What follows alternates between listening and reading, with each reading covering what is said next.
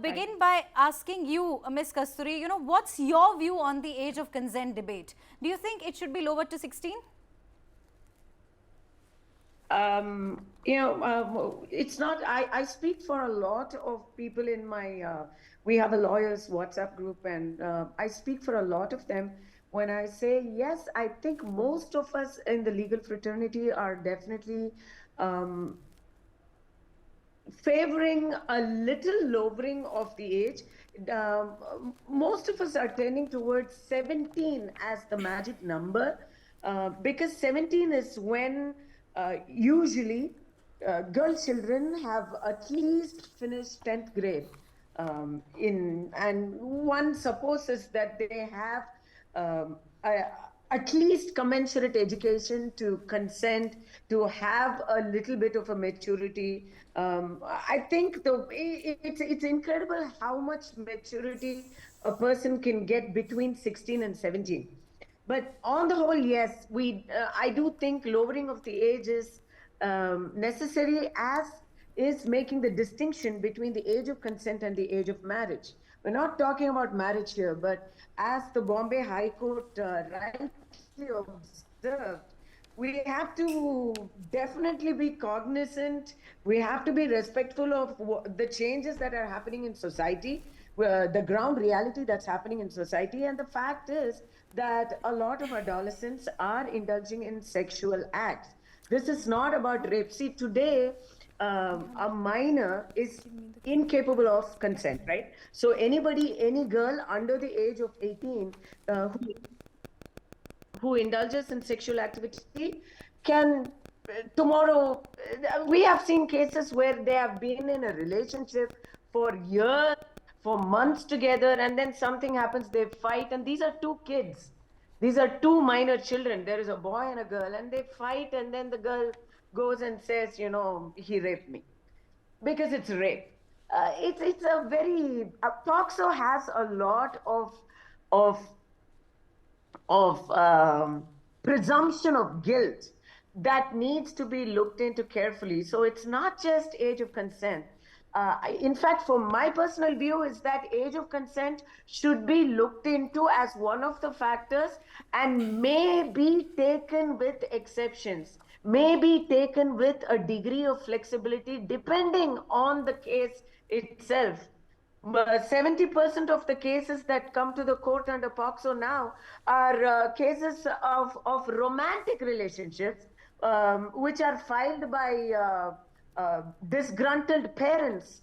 And really, it doesn't reflect reality.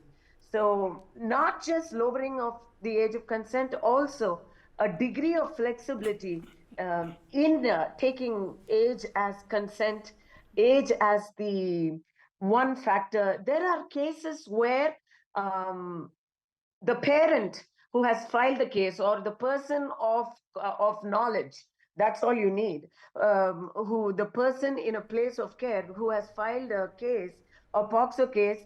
There are known cases where they have a history.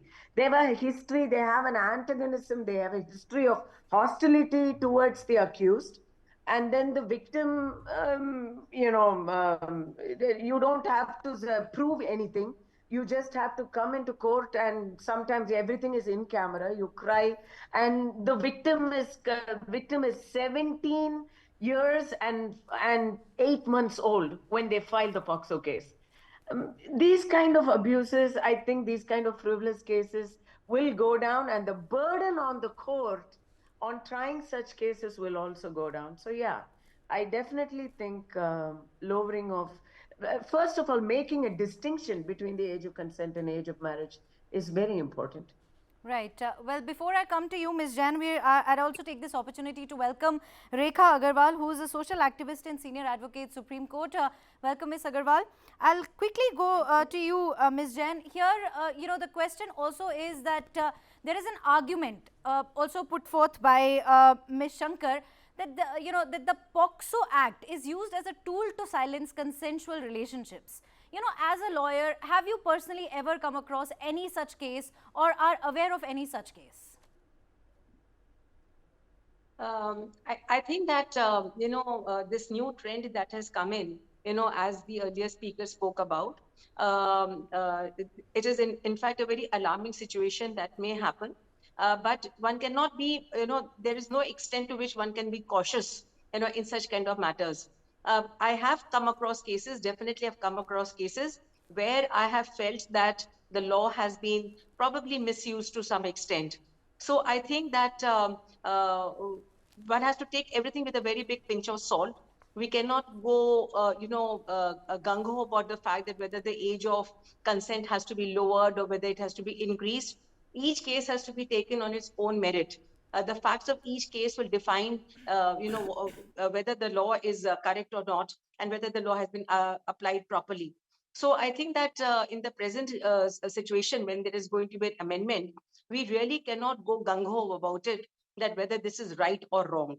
My experience at the bar, and that is almost now about 36 years, I have seen that a law, there's always a flip side to everything that takes place. Law is not just what is written on the piece of paper.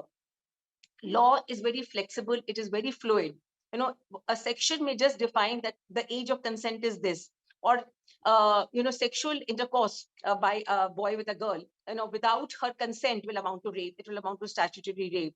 But now, whether what is the age of consent, how much aware is the boy as well as the girl of what kind of activity that they're indulging in, what are the facts and circumstances in which the physical activity was taking place between both the parties, whether there was any inducement, whether the girl had been enticed by the boy, whether this was with a promise to marry, or was it without a promise to marry, whether it was just as they call a fly by night affair. So times have changed. Our society is not static, and law can never be static. That is the most beautiful part about a legal system, that much as though we have the constitution, which is like a solid bedrock to decide the fundamental rights of each human being. And every human being has got a right to dignity, right to privacy, and a right to live the life the way he or she wants. So if a person wants to indulge in sexual activity, before the age of consent or after the age of consent, all these things are very, very private. And the right of privacy, which is also guaranteed under the constitution, is a fundamental right that also needs to be protected. At the same time, the right that every individual has to his body as well as her body, that also has to be protected. So when a girl says no, we also have the concept of what is called zero tolerance. A girl has the right to say, especially after the Nirbhaya case, we have been using this word zero tolerance very often in various discussions on the media. So whether the sexual activity has actually been done without the consent, with inducement, allurement, with any false promise, how much aware is the girl, particularly the girl aware, and POCSO is a gender neutral law. That is the only law that we have in a country which is gender neutral as far as sexual offenses are concerned. So how much aware is the boy about his body being violated, and how much is the girl aware of what she's getting into? So it goes both ways. It is not always that a Right. girl can go complaining about rape. It can also be a case where a boy can It say works complain of both rape. ways, is what you're It saying. works